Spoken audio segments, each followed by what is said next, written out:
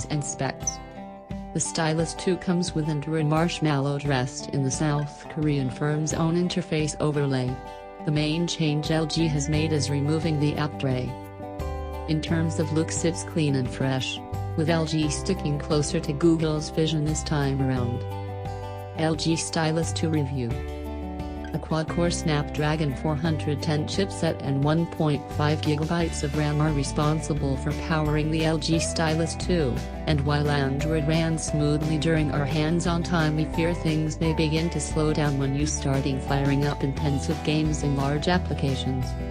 There may only be 16 GB of internal storage, but LG has at least provided microSD slot so you can expand on that, while the sizable 3,000 mAh battery is removable.